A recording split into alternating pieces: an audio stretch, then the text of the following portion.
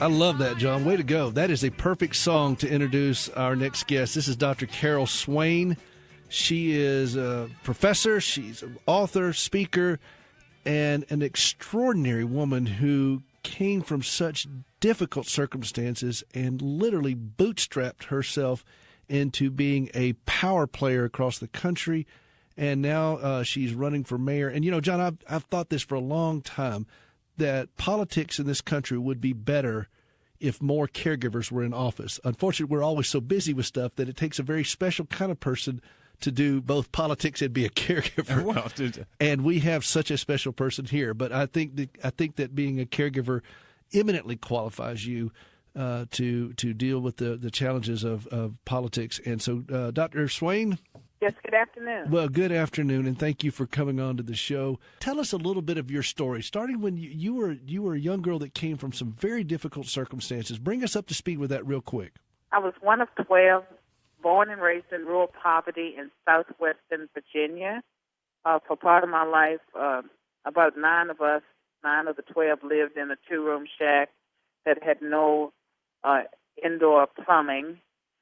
And we all dropped out of school after completing the 8th grade.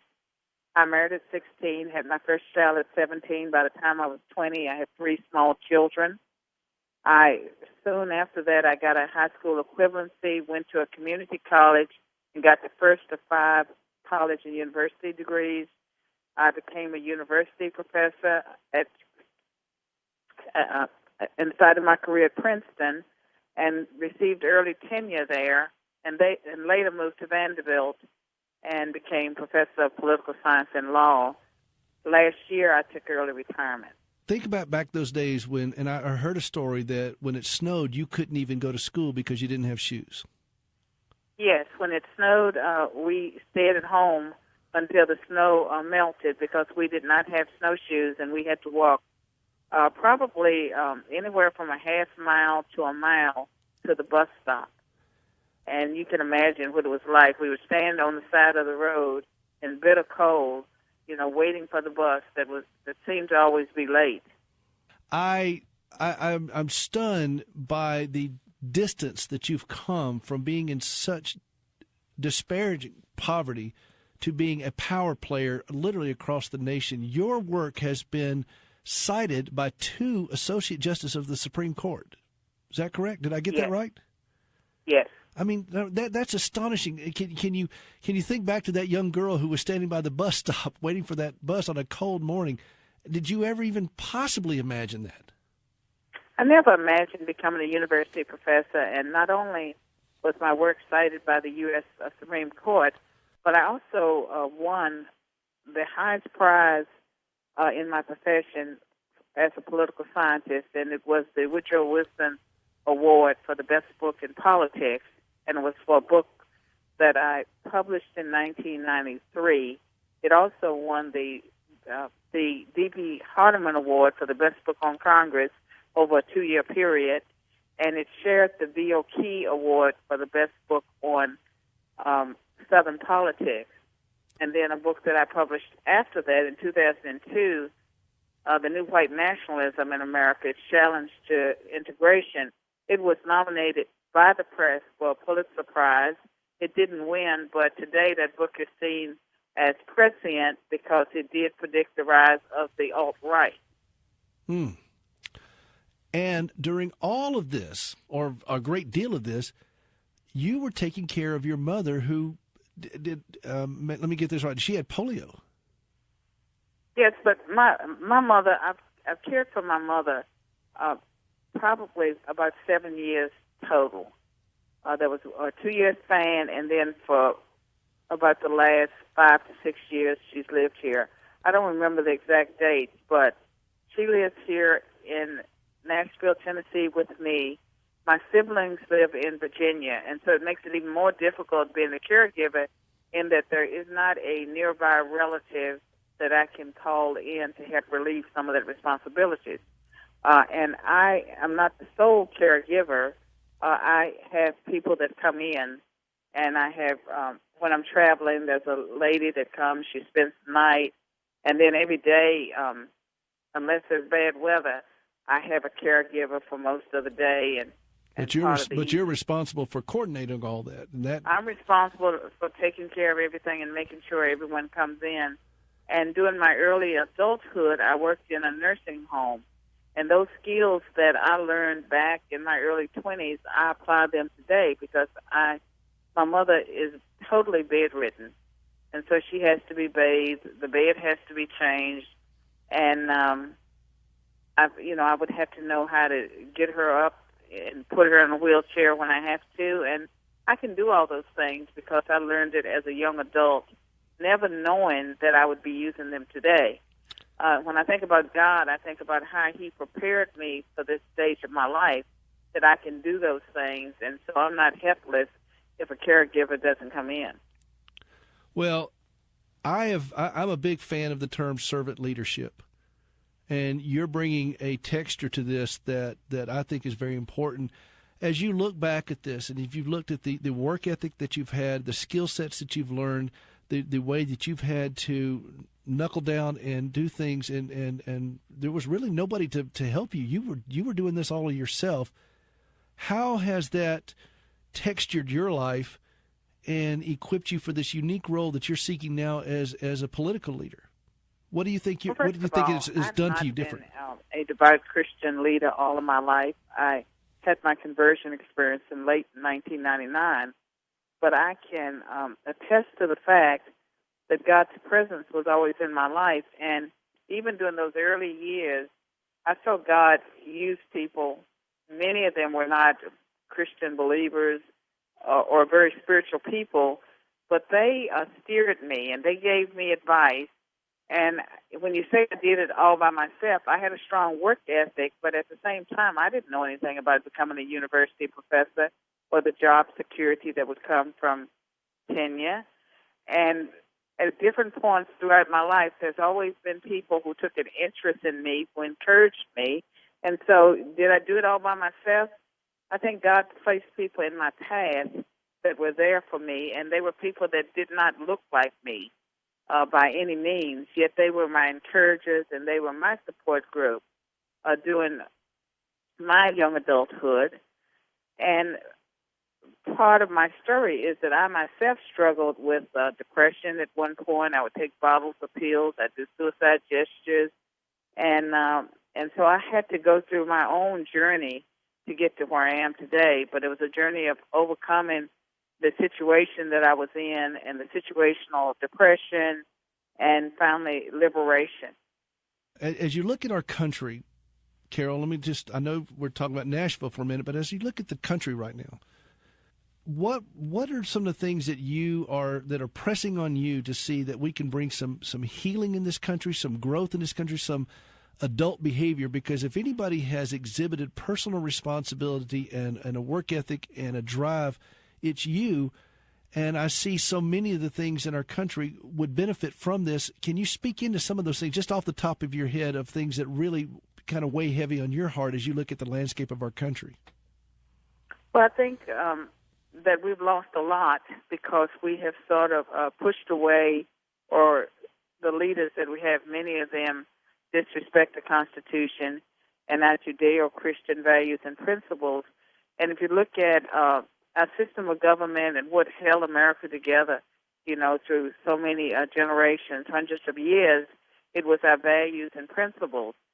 And I think that we have lost a sense of compassion for our fellow, man, and that is part of the problem. And running for mayor, I've had an opportunity to visit 2 homeless camps. One was consisted of 3 women. 2 of them had been abused by their husbands, or at least that's the story that they're telling. One had been a truck driver, but these women were living together out in the woods. They were clean, even though they were living in squalor, with trash all around themselves, but they had hopes and they had dreams, and they had just finished a program to try to help them get their identification so that they could get jobs. And I visited a second homeless camp, and there were so many people. Some of them were working, some of them wanted jobs, and some of them said they fell into homelessness because they lost their identification papers and they couldn't prove who they were. And so there are things that are affecting the poor that we could actually fix. It just takes people that are willing to see them and willing to connect them with the resources that are already out there and to have compassion on them. So I think that part of what's missing from government is, I can talk about a lack of transparency, I can talk about integrity, but I think about that scripture, Micah 6:8. What does the Lord require but to do justice, to love mercy, and walk humbly before the Lord your God? And I think that that there is a need for justice, and there's a need for compassion, and there's that need, to not be so prideful as a nation, as a city, or as an individual. In the last couple of minutes we got here, and I'm just real brief, I remember years ago I saw when Mike Huckabee was running for president, he was part of the group that was running, and they asked him a question, said, what qualifies you to run for president, which I thought was rather insulting because he'd been a 2-term governor at that point. But he said something that really grabbed my ear, and he said, as a pastor, I had a front row seat to every social dynamic that affects the family and individuals in America, from unemployment to health care to name it. He had it all. And you have had such a front row seat, not as a pastor, but you have lived through these things. You've seen the poverty. You've seen the education needs in our country. And you've seen health care issues now as you deal with your mother, and if you dealt with just starting off in the nursing home when you were getting your GED at a young age. How are those things going to shape you as mayor of Nashville? Well, one of the things that we all have to deal with is the aging of our population. And at age 64, I'm part of that aging population. And I think that we do have to be thinking of short-term and long-term solutions. And if anything, the quality of care has declined significantly. I read today about rapes that take place in nursing homes. I don't remember witnessing or reading about those things, back in the 1970s when I was working in nursing homes. I don't think it was that common. So that's a big concern that our society has to deal with. I also think that as a person, who fears God, and I believe that God, has called me to run for mayor and to be elected as mayor of Nashville, I think that we do have to look at the least among us when it comes to that problem of homelessness, that problem of the elderly, that problem of those people, Lord, those people that have been incarcerated, that are trying to return back to society. With some of those people, the reason why they have such a high recidivism rate is that when they come out, there are no jobs. Maybe there's not housing. I think that we can do more with criminal justice reform. We can do more when it comes to violent crime. I think that trying to inculcate some of those values about the sanctity of human life, that it's not just about abortion. When you look at the murder rate, especially the high black-on-black murder rate, the fact that so many people are killing people that look like them, that's a problem of the heart, the mind, the soul, and the sanctity of human life. I think we could do more in the public schools. We could do more with teachers. We can do more with communities, working with the police. I want to try to develop some innovative, creative approaches to those problems as mayor of Nashville. Well, I'm just grateful that you took the time to call into the show. As I said, I'm a big fan of caregivers serving in leadership more because I think we learn a skill set and the compassion you're talking about. Tell us your website really quick. The website for mayor is swainformayor.com. Swainformayor.com. SWAIN. I didn't talk about my mother, but she's 87 years old. She gave birth to 12 children, and I'm the one who's financially able to take care of her, and that's why she's with me. She's living the life of a queen. Well, I have no doubt. Carol Swain, Dr. Carol Swain, swainformayor.com. I'll put this out on the Facebook page later and on podcast as well, caregiverpodcast.com. Thank you for taking the time to call in the show today. I really do appreciate it. Thank you. All right, this is Hope for the Caregiver. This is the nation's #1 show for the family caregiver. We're glad you're with us. We'll be right back. Here's some great news. If you missed the deadline to sign up for health insurance, or if you signed up for a plan you're not happy with, you still have a choice. MediShare is a healthcare sharing program. Hundreds of thousands of Christians are part of this. It can save you a lot. Typical savings for a family is about $500 a month. You can join MediShare anytime. It's easy to call and look into it. There's no pressure at all. And man, what a difference it can make. 855-25-SHARE. That's 855-25-SHARE.